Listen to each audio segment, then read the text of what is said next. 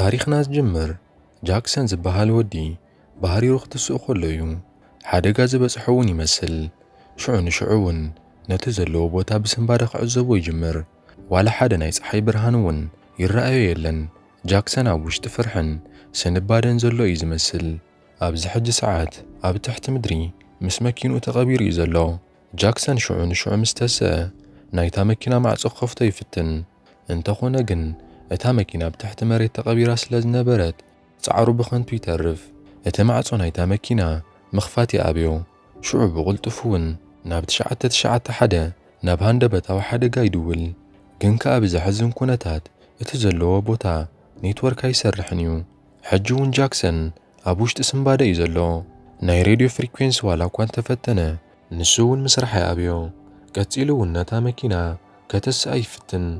ግን ከኣ ናይታ መኪና ሞተር እውን እንተኾነ ተበላሽዩ እዩ ዝነበረ። ሽዑ ብዙሕ ከይጸንሐ እታ መኪና ናብ ትሕቲ ምድሪ መሊሳ ክትኣቱ ትጅምር።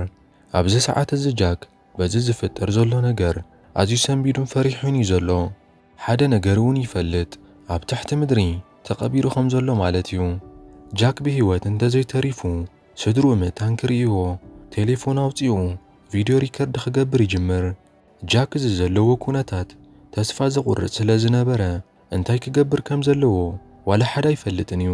ብተስፋ እውን ኮፍ ኢሉ ሰባት መፂኦም ክሳብ ዘድሕንዎ ክፅበ ይጅምር።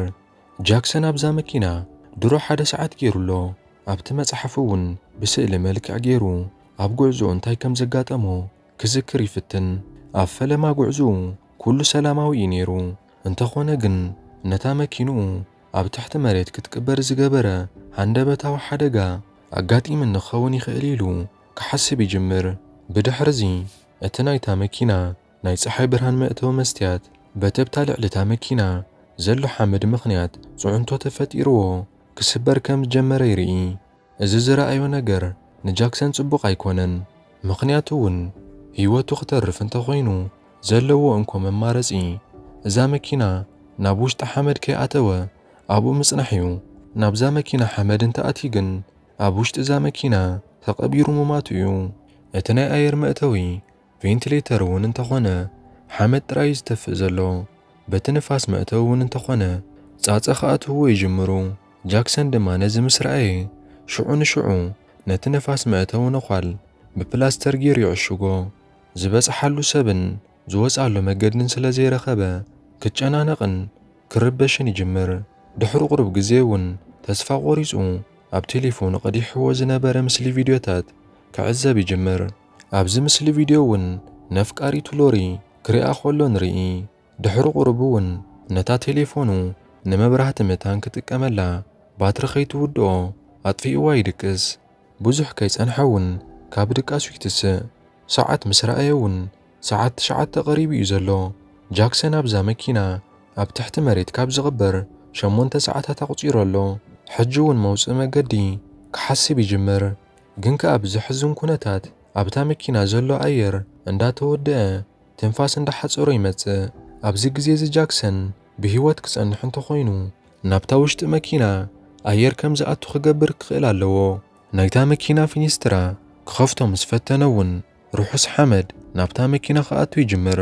እዚ ዝገበሮ ጽቡቕ ከም ዘይኮነ ምስ ተረድአ እውን ብኡ ንብኡ ነቲ መሽኮት ናይታ መኪና ይዓጽዎ።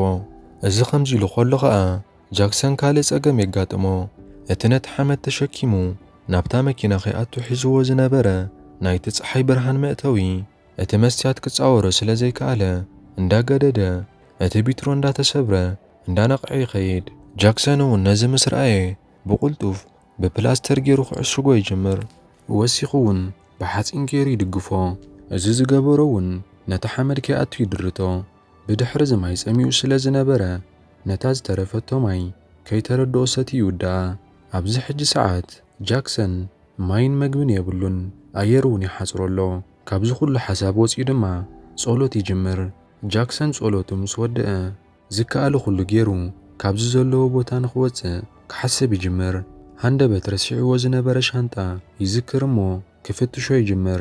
ኣብቲ ሻንጣ እውን ዝተወሰኑ ክጠቕምዎ ዝኽእሉ ነገራት ይረክብ እሞ ማይ ወዲኡ ፀሚኡ ስለ ዝነበረ እውን በቲ ፀሓይ ብርሃን መእተዊ ናይታ መኪና ዝነጥብ ዝነበረ ማይ ጽሩይ ይኹን ከይተገደሰ ነቲ ማይ ይሰትዮ። ብድሕሪዚ እውን ንእሽተን ማይ መእተዊ ነዃል ይሰርሕ እሞ ሽንቱ ምስ መጾ እውን ምርጫ ስለ ዘይነበሮ ኣብታ መኪና ይሸይን። እዚ እውን ንጃክሰን ጽቡቕ ስምዒት ኣይፈጠረሉን። ብድሕሪ ዝቐጺሉ ኣየር ምእታን ክረክብ ካብታ መኪና ቱቦ ሓጺን ደራሪቡ በቲ ናይታ መኪና ፀሓይ መእተዊ ንላዕሊ ከውፅኦ ይፍትን። ቁርብ ዕረፍቲ ወሲዱ እውን ነታ ዝተረፈቶ ናይ መወዳእታ ምግቢ ክበልዓ ይጅምር። እታ ኣቐድም ኣቢሉ ክእክቦ ዝጸንሐ ካብ ልዕሊ እታ መኪና ዝነጥብ ዝነበረ ረሳሕ ማይ ይሰትዮ እሞ በሊዑ ምስ ወደአ እውን ነቲ ዘቋረጾ ስራሕ ቀጺሉ ነታ ኣቐድም ኣቢሉ ከእትዎ ዝጸንሐ ቱቦ ናብ ላዕለዋይ ክፋል እቲ መሬት ክደፍኦ ይጅምር። እታ ዘእተዋ ቱቦ እውን ናብቲ ላዕለዋይ ክፋል እቲ መሬት ወፂኣ ጃክሰን በታ ቱቦ ገይሩ ናይ ፀሓይ ብርሃን ይርኢ። ቀጺሉ እውን ኣብ ውሽጢ መሬት ክንደይ ዝኣክል ሜትሮ ተቐቢሩ ከም ዘሎ በታ ቱቦ ገመድ ኣእትዩ ክዕቅኖ ይጅምር።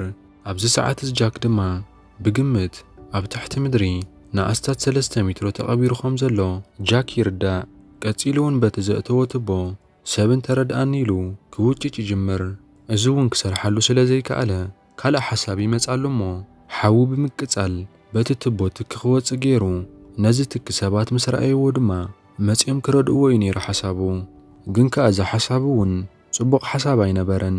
ጃክ በዚ ሓዊ ኢዱ ነዲዱ ካብ ቁፅፅሮ ወፃኢ ክኸውን ይጅምር። ብቕልጡፍ እውን ነቲ ሓዊ ምስ ኣጥፍኦ ናብ ድሕሪት ምልስ ክብል እቲ ኣየር ምእንታን ከኣቱን ከተንፍሰሉ ኢሉ ንደገ ዘውፅኦ ቱቦ ሓጺን ርእሱ ይሃርሞ። ንዝተወሰኑ ደቓይቕ እውን ጃክ ርእሱ ይስሕት። ጽንሕ ኢሉ ናብ ውንኡ ምስ ተመልሰ ካብ ርእሱ ደም እንዳፈሰሶ ይበራበር። ነቲ ዝፈሶ ዘሎ ደም እውን ብካምቹኡን ብቁልፉን ገይሩ ኣሲሩ ደው ከም ዝብል ይገብሮ። ሚስኪናይ ጃክ ኣብ ልዕሊ ፈተና ይደራረበሎ። ጃክ ብሂወት ዝተርፈሎም መንገድታት እንዳሓሰበ ኮፍ ኢሉ ክዕርፍ ይጅምር። ናይ ጃክ ቁስሊ ደም ምፍሳሱ ዋላ እኳ ቋሪጹ እንተነበረ ሕክምና ስለ ዘይረኸበ ግን ቁስሉ መግላውፂኡ ተበኪሉ ከም ዘሎ ንርኢ። እዚ ከምዚ ኢሉ ከሎ እውን ሃንደበት እቲ ሓመድ ብዳሕረዋይ ክፋል እታ መኪና እንዳፈረሰ ናብ ውሽጢ ክኣቱ ይጅምር። ጃክ እውን ብዘለዎ ዓቕሙ ናብታ መኪና ሓመድ ምታን ከይኣቲ በቲ ቱቦ ሓጺን ገይሩ እቲ ሓመድ ናብታ መኪና ንኸይኣቲ ይድግፎ። ብድሕሪ እዚ ክንደይ ገልታዕታዕ እውን ጃክ ኣዝዩ ማይ ጸሚኡ ስለ ዝነበሮ ማይ እውን ተወዲኡ ስለ ዝነበረ ብሂወት ተሪፉ ንምውፃእ ናይ ባዕሉ ሽንቲ ክሰቲ ይግደድ። ቀጺሉ እውን እታ ኣየር ዝኣትወላ ዝነበረት ሓጺን ቱቦ ብድሕሪ እታ መኪና ሓመድ ከይኣቱ ስለ ዝደገፈላ ኣየር ድማ ክሓፅሮ ስለ ዝጀመረ ካብቲ ቅያር ጎማ ናይታ መኪና ብኣፉ እንዳሰሓበ ከስተንፍስ ይጅምር። ጃክ ኣብዚ ሕጂ ሰዓት ብሂወት ክተርፈሉ ዝኽእል ዕድል እንዳጸበበ ይመጽእ ከም ዘሎ ይርዳእ። ዘስተንፍሶ ኣየር የለን፣ መግብን ማይን እውን የብሉን። ካብዚ ዝኸፍአ ከዓ እቲ ሓመድ ናፍታ መኪና ምእታው ይጅምር ኣሎ። ጃክ ኣብዚ ግዜ እዚ ተስፋ ብምቑራጽ ከቢድ ውሳነ ይውስን። ብቕልጡፍ እውን ንኣካላቱ ብዘይቲ ናይታ መኪና ክለኽዮ ይጅምር። በዚ ሕጂ ዝገብሮ ስራሕ ርግጸኛ ዋላ እኳ እንተዘይኮነ ብሂወት ክተርፍ ግን ቆሪጹ ተላዒሉ እዩ ዘሎ። ሰብነቱ ብዘይቲ ዝቐብኦ እውን እቲ ሓመድ ናብ ውሽጢ እታ መኪና ክኣትው ከሎ ንላዕሊ ሾቲኹ ክወፅእ ከይሕዞ ምእታን እዩ። ጃክሰን ነቲ ናይ ፀሓይ መእተዊ መስትያት ሰቢሩ ከፍርሶ ይጅምር። ሽኡ ከዓ እቲ ብላዕሊ ዝነበረ ሓመድ ናብታ መኪና ክኣትው ይጅምር። ጃክ እውን ካብቲ ጎማ መኪና ኣየር እንዳሰሓበ ናብ ላዕሊ ነቲ ሓመድ ምፍሓሩ ይቕጽል። ኣብቲ ጎማ ዝነበረ ኣየር እውን እንዳቐነሰ እንዳተወደአ ይመጽእ። ሃንደበት ግን ጃክ ከይሓሰቦ እቲ ብላዕሊ ዝጸንሐ ሓመድ ኩሉ ናብ ልዕሊኡ ፈሪሱ ይዓብጦ። ዘሕዝን ኣጋጣሚ ጃክ በዚ ሓመድ ተቐቢሩ ግን ከኣ ንእሽተን ዝንቀሳቐስ ነገር ንርኢ። ድሕሪ ነዊሕ ግዜ ጃክ ናብ ላዕለዋይ ክፋል መሬት በፂሑ ዳግማይ ናይ ፀሓይ ብርሃን ክርኢ ይኽእል። ኣብ መወዳእታ እውን ካብዚ ዘጋጠሙ ናይ መሬት ምፍራስ ሓደጋ ብሂወት ክተርፍ ይኽእል። ካብዛ ፊልም እውን ኣብ ዝኾነ ይኹን ኩነታት ንሃሉ ተስፋ ክንቆርጽ ከም ዘይብልናን ኩሉ ግዜ ሓደ መንገዲ ከም ዘሎ ተረዲእና ኣብዚ ንፈላለ። ነዛ ፊልም እንተፈቲኹማ ላይክ ግበርዋ። ነዛ ቻናል ሓደሽቲ እንተኾንኩም ድማ ሳብስክራይብ ምግባርኩም ኣይትረስዑ። ኣብ ዝቕጽል ብኻሊእ ፊልም ክሳብ ንራኸብ ሰናዩ።